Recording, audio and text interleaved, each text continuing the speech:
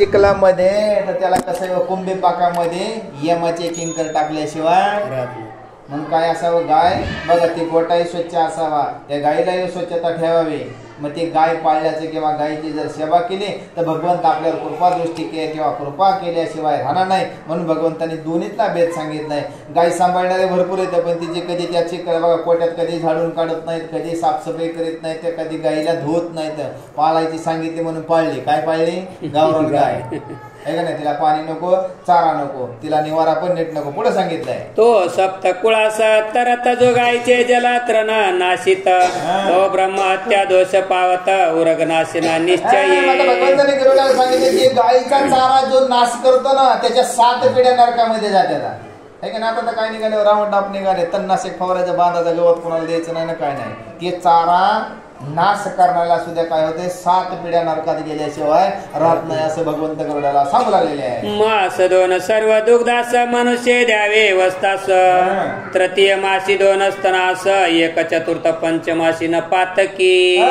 या पापापासून जर सुटायचं असेल तर एकाच साडाचं 2 सड कुणाला त्या वासराला 2 महिने द्यायचे. तर बघा एक असं साडाचं आपण म्हणजे 3 गेले ते किती महिन्यापर्यंत, 5 महिन्यापर्यंत असं त्या वासराला त्याचं पोषण करावं. असं भगवंत शास्त्राप्रमाणे गाय जर सांभाळली तर त्या वासराला तेवढं जपता आलं पाहिजे. सदोष गायी असल्याही पाळावे पेत काळीन टाकावे आदरे पाळिता गृहपदान पदवी प्राप्त होई असंशय. आता कशी असो गाय पाळली ना आपण, ती जरी मार्की असेल आहे का नाही, तिला टाकून देऊ नये, लंगडी झाली म्हणून टाकून देऊ नये, तिची गायीची सेवाच करावी लागते. म्हणजे अशी सेवा केली तर नक्कीच आपल्यावर काय करणार, भगवंत कृपा केल्याशिवाय.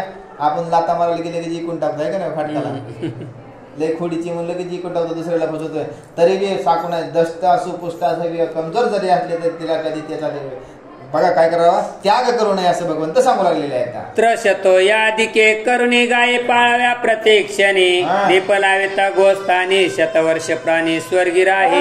कोटा साफ करायचा आणि त्या कोट्यामध्ये गायीच्या गोट्यामध्ये देवा काय लावायचा, देवा लावायचा आहे. जर देवा लावला तर बघ किती 7 जन्म आपले जे गेले किंवा आपण स्वतः जी सेवा करेन ना तेवढं स्वर्गामध्ये वास्तविक सुखाने काय करतात, नांदतात. गोरजे अलक्षी विघ्ने जात अंगी 14 भुवने वसत गोवर्धक त्याशी नरक गणित 21 जाणावे. आता गायीच्या पोटामध्ये 14 भुवन वास्तव्याला आहेत. किती भुवन आहेत? 14 भुवन. या सगळे गायीच्या वास्तव्यामध्ये किंवा त्याच्या पोटामध्ये किंवा त्याच्या शरीरामध्ये वास्तव्य. पण जर अशी जर गाय त्याने येता जर सांभाळले तर त्याला सगळ्या दोषापासून किंवा सगळ्या रोगापासून सगळ्या तापापासून मुक्त होत आहे. जर त्याने नाही सांभाळलं पुढे सांगितलंय गोमूत्र गोमय क्षीर दधी स्पर्पी कुश नीर एक रात्र पोसावे शोपाकवत नर शुद्ध होई निश्चय. आता गोमूत्र आणि शेण आहे, गायीचं शेण आणि गोमूत्र, दूध आणि तूप आहे का नाही, त्यांनी सुद्धा स्नान करायचे तर तो माणूस कसा होता, पवित्र होता. मग आपल्याला पहिले होतं, आता कोणी आणतच नाही गोमूत्र, म्हणते का नाही. गोमूत्र पिल्याने 180 रोग मग नाहीसे होते. तर अंगावर टाकलं तरी त्याला स्नान करायचे. मग आपल्याला सांगितलं आपण घेणार नाही, त्याला वास येते. काय ते त्याच्यातला भगवंताचा बघा असतोय, त्याला तांदळ घ्यावा लागते, वेळभर वास जात नाही. बघा आपण सालाचं जर आणलं तर त्याला वेळभर काय कवर बी जाणार नाही ना. रोजचं रोज घेतलं लोक पेतात त्याला.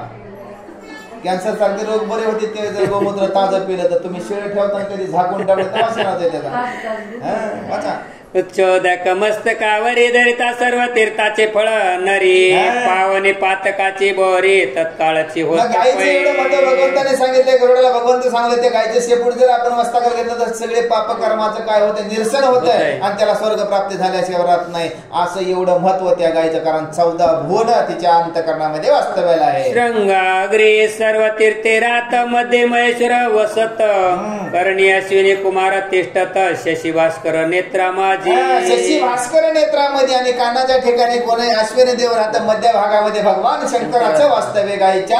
आता बघा कुठे शरीरावरती त्याचं वर्णन केलेलं आहे. कंबल स्थानी कंबल नाग ओंकारी सरस्वती सांग कंठस्थानी वेदनिष्ठंक कुकदस्थानी हिरण्य गर्भ. आता ती शेपूट जी आहे ना तो सापाचंच रूप आहे त्याच्यामध्ये. आणि नाकामधून काय येते, श्वास येते. आणि कंबलस्थानी कंबल नाग आहे का नाही. ते शेपूट म्हणजे त्याचं म्हणून आपल्या डोक्यावर घ्यायचे आणि आपल्या सगळ्या पापापासून काय करायचे, मुक्तता करायची. ती हंबरडा फोडते ना आहे का नाही, त्याच्यातून काय येते आवाज, वेद निष्कंटक. होंकार जरी दिला तरी मग त्याचा आपल्याला अर्थच कळत नाही. गाय काय वाटायला लागली, तिला खायला टाकलंय, ते मरायला लागली का काय, किती आपल्या मुखात भाषा काही म्हणजे हिला किती टाकलंय खायला तरी उगाच ओरडते ती गाय. तिचा काय तो होंकार देते, म्हणजे जसं हो म्हणावं शिवाय आपण म्हणावं तसे सगळेचे सगळे दैवत त्या गायीच्या शरीरावर वसतील आहेत. विष्णू जीवनी नासिकी पवन वरुण अष्टे पितर पृष्ठी जान स्तन समुद्र धर्म पदस्थान पृथ्वी जान वक्षस्थानी. विष्णू जीवनी नाशिका, नाशकाच्या ठिकाणी म्हणजे नाकाच्या ठिकाणी कोणाचं वास्तव्य, भगवान विष्णूचं. वरुण देव कुठे, ओटाच्या ठिकाणी. पितर कुठे, तर पाठीवर वास्तव्य आहे कोणाच्या गायीवर, म्हणून गायीला सगळं चालतं जाते. स्तनाच्या ठिकाणी समुद्र धर्म पादस्थान आहे का नाही. दूध म्हणजे काय, दुधाचा समुद्र आहे का नाही, दह्याचा समुद्र, तुपाचा समुद्र, असं ते चारी साडाचं आणि चारी गायीच्या चारी वर्णाचं किंवा चार सगळ्या शरीराचं वर्णन भगवंताने एका आपल्याला ग्रंथामध्ये मांडून दिले. म्हणजे किती सोपं सांगितलं. मुखी कोण बसते वाचा. मुखी अग्नी जगनी रुद्र लक्ष्मी अग्न स्थानी स्थिर जीवे पार्वती पुच्छी रश्मी भास्कर खुराग्री गंधर्व वसतात. मुखी अग्नी आहे का नाही, कुठे बसले, रुद्र पण कंठामध्ये, जे लक्ष्मी पण यवनीद्वारे स्थिरावती. बघा काय सांगितलंय, जीवा पार्वती पुच्छ रश्मी भास्कर. शेपटामध्ये कोणाचे परत भगवंताने सांगितले, सगळ्या अवयवाचं वर्णन सांगितलं. देव कुठं कुठं राहतात, जसं नवनाथामध्ये जालिंदर कुठं राहिले, गर्तेमध्ये राहिले आहे का नाही, कुच्छ अमंगल गलीच्या ठिकाणी. मग त्याच ठिकाणी वास्तव्य कोणा सांगितले भगवंताने, गायीच्या. बघा जिभेवर भगवंताचं वास्तव्य ना, तोंडावरती. आणि ज्या ठिकाणी पार्वती माता राहते, कुठं, शेपटाच्या ठिकाणी पार्वती मातेचं वास्तव्य आहे. वाचा. गोमयी गंगा यमुना मूत्री जाणारे वाग्रत दधी गोमूत्री पावन ऐशी सर्व देवमयी म्हणून पात्र सुपूजित विप्राशी द्यावी. पात्र पूजित विप्राशी द्यावे. गोमय गंगा यमुना मूत्री जाण म्हणजे गोमूत्र कशासाठी, पण आता कळतं का, वास बीस म्हणून नका आजपासून तरी तेव्हा मी सांगितले. गोमय गंगा यमुना मूत्री जाण रेवा घृती दधी गायीपासून मिळते बघा. यमुना बी तिथंच आहे, गोदावरी बी तिथंच आहे, सगळे स्वतः पार्वती माता तिथं वास्तव्याला आहे. आजपासून तरी भगवंता म्हणलं नाही पाहिजे वास येते, ताजा आणायचं ताजा वास येत नाही, शिळे आणलं की वासच येतोय. कारण जे जे माणसं शिळे झाले त्यांना वास आल्याशिवाय राहत नाही. वाचा. वस्त्रे कुंडले मुद्रा का युक्त स्वस्त पूजनी मंत्रोक्त दक्षिणा द्यावी दान साधू ज्ञार्थ पंचम स्वर मित्र प्रमाण चित्ते. आता त्या गाईला परत काय करायचे, वस्त्र अलंकार मुद्रिका आहे का नाही, सगळं काय करायचं, वासरा सगट मंत्र उच्चार युक्त. आता हे वर्ष स्वर्गाचे सांगितले बरं का, पण त्या कथेच्या मध्येच भगवंताने कथा सांगितले गायीचं महत्व किती असते. आता हे वर्ष स्वर्गाची कथा आहे. आणि ती गाय दान देण्यासाठी वासरू बी कसं असावं, दष्टपुष्ट असावा, गायही सामर्थ्यवान असावा. मग तिला वस्त्र आहे, अलंकार आहे, असं तिला काय करायचे, सर्व सजवायचे आणि तो मंत्र उच्चार करायचे आणि दक्षिणा द्यावी. कुणाला, त्या ब्राह्मणाला दानार्थ द्यावी. व्रत कांस्य पात्रे तिळ कुश पुच्छोदक ब्राह्मणास्ती दान द्यावे देख कृष्ण धेनु वैतरणी सांग. कृष्ण धेनु वैतरणी सांग. आता घृत पात्र आहे, काश्याचं पात्र आहे, त्याच्यात तिळ आहे, कुश आहे का नाही, पुच्छोदक म्हणजे त्याला शेपटाला धरायच्या, ब्राह्मणाच्या हातामध्ये ते दान द्यावे. कारण काय हो, कृष्ण धेनु वैतरणी नदी सांग पार करून जावे, म्हणून त्या गायीचे शेपूट आपण हातात धरायचे, त्या ब्राह्मणाला काय करायचे, ती गाय दान द्यायची आहे. ती वैतरणी नदी तारित व्रता भक्त भोक्ता इस्त्रस्तवन स्त्रवत यत्न दोहा विक्षिरावस्थे मरत उन्हाळ फिरत जी सदा. माझा ती कशी वैतरणी नदी तरुण जाण्यासाठी ती काय करावी, दान भोक्ता भोग आहे का नाही, ती गाय भक्त म्हणजे हे भोग भोगले त्याच्यातून मुक्त होण्यासाठी अशी सुशील गाय असावी आहे का नाही, उन्हाळा नसावी. परत भगवंताने सांगितले हे सुशील गाय करावे, त्या ब्राह्मणाला दान द्यावे. ऐशी गायीन द्यावे दान कपिला जो देईल सुलक्षण अथवा घेता ब्राह्मण स्वर्गस्थान पावती दोघे. मग देणारा बी कसा असावा, सुशीला आणि ऐशी कपिला गाय दान द्यावी. आपण बी स्वर्गाला जाऊ आणि तो ब्राह्मण पण स्वर्गाला जाणार आहे. अशी गाय काय करायची, त्या ब्राह्मणाला दान द्यायची. आपल्याकडे म्हातारी गाय झालेली अशी दान देतो आपण आहे का, दष्टपुष्ट अशी गाय त्या ब्राह्मणाला दान द्यायची. आपला पितर बी उतरून जाणार, आपल्या घरातलाही उतरून जाणार. दान देणारा सुद्धा काय होते, स्वर्गाला गेल्याशिवाय राहणार नाही. ब्रह्मलो किरोम संख्या वसत उभयमुखी वस्त पाय दिसत गोदान केल्या प्रतिदत्त केल्याचे प्राप्त पुण्य होय. आता गायीच्या अंगावर किती बघा किती लोम येत आणि ते कुठं दिसते, आपल्याला इथे दिसलं जाते आहे का नाही. 33 कोटी देव पण अंगावरच येतं आणि 33 कोटी 3,500 कोटी कुणाच्या अंगावर त्या गायीच्या अंगावरती येतं. मग हे सगळं त्या पात्रामध्ये दिसत जसे पाय गेलेत ना तसे स्वर्गाला, मग त्या गायीच्या मागाने काय होतं, स्वर्गाला जाण्याचा मार्ग मिळतोय. गाव मे अग्रता संतो गाये पृष्ठभागी वसतो, गायी हृदय नित्य राहतो, गाय मध्ये मी वसे नित्य. भगवंताने गरुडाला सांगितलं मी गायीमध्ये बसतो, गायीच्या सर्वच अंगामध्ये मी काय स्थिर आहे, म्हणून गाय दान केल्यानंतर मी तिथं स्थिर होतोय असं भगवान गरुडाला सांगू लागलेले आहे. सर्व गोदानी हा मंत्र बोलिला से खगेश्वर, अशक्त असल्या मनुज पार निष्क सुवर्ण अथवा रजत. मग आता आसक्त असल्या पुरुष माता हे जर गाय जिवंत घेऊन द्यायची, आपले जर पात्रात नसेल तर सोन्याची, चांदीची, रुपयाची अशी गाय दान ब्राह्मणाला द्यावी, असं ह्या गायीचं महिमा भगवंताने आपल्याला या 10व्या अध्यायामध्ये सांगितलेलं आहे. तयाचे करावे दानवी गुंजा निष्क मान, समर्था सोने करिता षटपण फल संपूर्ण न पावे तो. आता भगवंताने सांगितलं जर आपण समर्थ असून जर आपण कसं आहे कंजूसपणा करत असत, ते गाय तर करायची धातूची केली तर 20 गुंजा दान द्यायचे, आणि हे सगळं जर आपल्याकडे असून जर आपल्याला देऊ वाटत नसेल तर त्याची काय होते, अधोगतीचे आहेत ना, आहे का नाही, दंभ करून या. मग आपल्याकडे सगळे पण देण्याची वाटा नाही, मग एक कार्य केलेलं सुद्धा काय जाते व्यक्त केल्याशिवाय राहत नाहीये असं भगवंत सांगू लागले आहे. प्रेत कर्म करता आणि प्रेत दोघे तद्गतीने पावत, दाना माझे 3 मुख्य भूत प्रेतोपकारार्थ बोललेली. प्रेतोपकारार्थ बोललेली. आता ज्या प्रेतासाठी करायचे जो करताय, जर त्याने उत्तमातलं उत्तम केलं तर दोघांनाही सद्गती मिळते, पण जर नाही केलं तर पुढे काय होत आहे. नित्य कुंभ नित्य दीपाष्टवेद पद तिल पात्र अजात पात्र प्रसिद्ध, उपान देता सुख अगाध प्राप्त होई प्रेतासी. आता हे काय सांगितलं परत आलं बघा उदकात, पाणी दान करता आलं पाहिजे, पादात्र देता आलं पाहिजे, छत्र दान करता आलं पाहिजे. हे सगळं जर नित्य दान केलं तर दोघंही काय होत आहे, उदाहरण गेल्याशिवाय राहत नाही असं भगवंत सांगतात. ऐसे गोदानाचे महिमान वैताने या केले निरूपण, आता अन्नदान पावन ऐके महिमान तयाचे. भगवंताने सांगितले हे गोदानाचं महत्व सांगितलं. एवढं गोदान जर महत्वाला गेलं कारण दान करणारा बी जो आपल्या ज्याच्या पित्यात आपण ते गाय दान करतो तोही स्वर्गाला जातो, दान करणाराही स्वर्गाला जातो. मग आतापर्यंत तुम्हाला गोदानाचं महत्व सांगितलं म्हणून भगवंत सांगितलं आता तुला अन्नदानाचं महत्व सांगतो, ऐकत नाही म्हणजे अनेक गरुडा. देवर्षी गण बसुरांना प्रशंसते निरंतर, अग्नियज्ञ सर्व लोकतंत्र विश्व समग्र अन्य धरी जे. अन्नमय कोश आहे आपला, कसं आहे आपण अन्नमय कोश असल्यामुळे आपल्याला देव भक्त आणि सगळेच अन्न जर कसं आहे त्या अन्नाशिवाय त्याची सुद्धा थांबली जात नाही, म्हणून अन्नदानाचं महत्व तुला सांगतो आहे. प्रत्यक्ष अन्नमय प्राण हे सर्वे सर्वत्र विंदान, अस्व कुटुंब हे पिढून अन्नदान ब्राह्मणाशी द्यावे.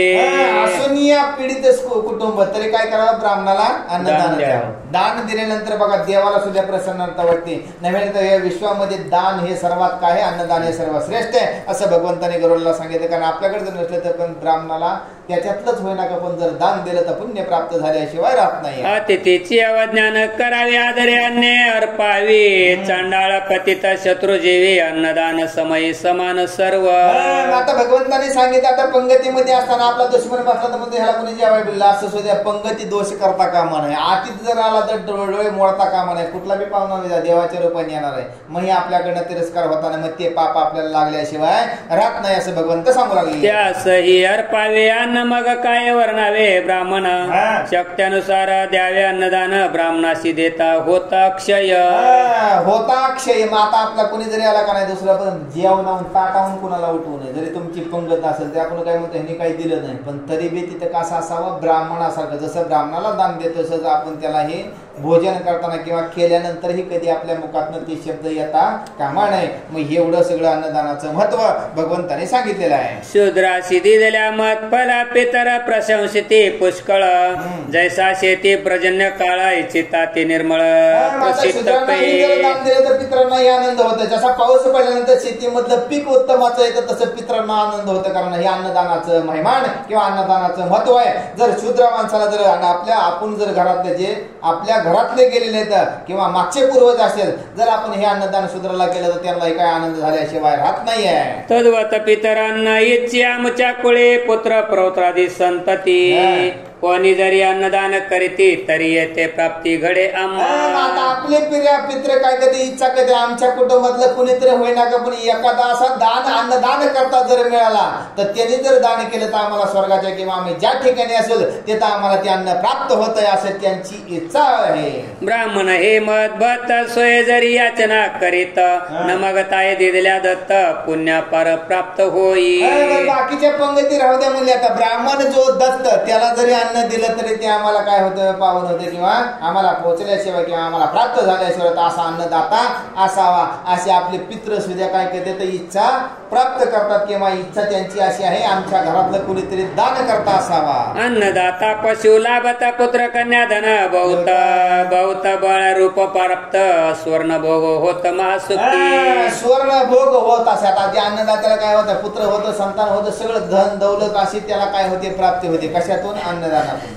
अन्नदानाचं महिमान सांगितलं त्याला कधीच कमी पडत नाही. भगवंत त्याला भरभरून दिल्याशिवाय रत्न असं अन्नदानाचं महिमान भगवान विष्णू कुणाला गरुडाला सांगू लागलेले आहे. अन्न प्रत्यक्ष करी तृप्ती अन्य क्षुधा निवारे निश्चिती अन्नदाते स्वर्गाशी जाती देव पूजिती तयाते. अन्नदानाचं महत्व आहे. अन्न दान केल्यानंतर किंवा एखाद्याला जर जेवण आवडलं तर त्याला तृप्ती होती. तृप्ती झाल्यानंतर ते आशीर्वाद दिल्याशिवाय राहत नाही. मग असे अन्नदान करणारे जर मरण पावले तर ते स्वर्गाच्या ठिकाणी देव सुद्धा त्यांची पूजा करतो. एवढं अन्नदानाचं महत्व आहे. अन्न नसता शरीर नासत पंचधातू क्षीण होत बळवानही नाश पावत अन्न नसता तयासी.